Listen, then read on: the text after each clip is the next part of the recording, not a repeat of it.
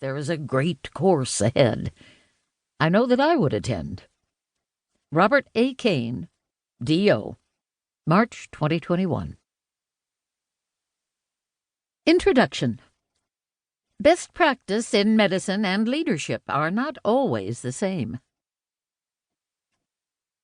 You have been in practice a few years, and you are invited to serve on a committee in the hospital or in the practice group or in a health system. You serve with distinction, and you are asked to chair the next committee that is formed. Finally, you think, my talents and leadership skills have been recognized. But something goes wrong. The committee doesn't listen to what you say. The committee wants to do something different than what is very clearly the right direction.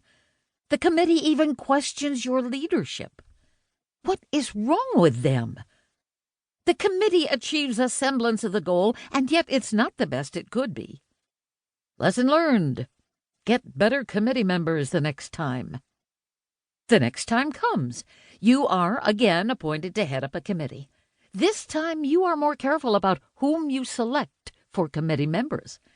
Of course, you don't get to select all the committee members, and now you know which people share a similar view of the situation and its focus. It doesn't go well again. They don't listen. The people who had a similar view of the situation got swayed by those who didn't. What's that old joke? It's a zombie solution. It works, but badly. Another missed opportunity. This time you're ready for the next new committee. You push to get all the best people appointed to the committee. They agree with your view. They will follow what you say, and you can get this moved through quickly. They followed your lead, implemented your plan, pretty much, and guess what? Another zombie solution. You were the leader. You are a respected doctor, after all. What is wrong with these people? You decide it is time to talk to your very kind and wise mentor. I don't get it. I know what I'm doing. I understand the situation. I explain it clearly, and it's still not working. I don't know how to get better committee members so we can get better work done. The mentor takes a moment for a deep breath. Then she says those fateful words. Maybe the problem isn't getting better committee members. Maybe the committee needs a better leader. Ouch. I don't have time to read a lot of books or listen to podcasts. I don't have time to do a 5-day leadership conference. I am a very busy doctor, for heaven's sakes. My patients need me. Besides, I'm smart enough to figure out anything. In fact, that is what I do all day, every day. You begin to wonder if maybe that mentor is not quite so kind as you thought when she says, "You've tried leading 3 times already, so it would appear that if you could have figured it out, you would have done so by now." Double ouch. Hence this little book. This doctor is me. Unfortunately, I didn't go to a kind and wise mentor to get this good advice after just 3 tries at leadership.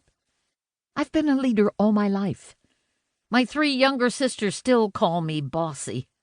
After one instruction session in the backyard, one of my sisters said, "You are not the boss of me." But I always assumed that I was. The evidence started early. In the Christmas pageant, I was one of the group of 4-year-olds who had been taught to sing a song as we marched around the entire 15-feet oval area down front in the church where the pulpit was positioned. However, as each succeeding child followed the one ahead, they effectively cut off the end of the oval in order to follow more closely the one ahead. By the time I was the next in line to walk around the oval, it was not an oval anymore. It was more like a 3-foot circle. This would never do. I knew what we were expected to do and led the rest of the group of 4-year-olds all the way around the full oval. That generated no end of comments from the parents. I was just leading. Clearly, those guidance opportunities provided early leadership training. I was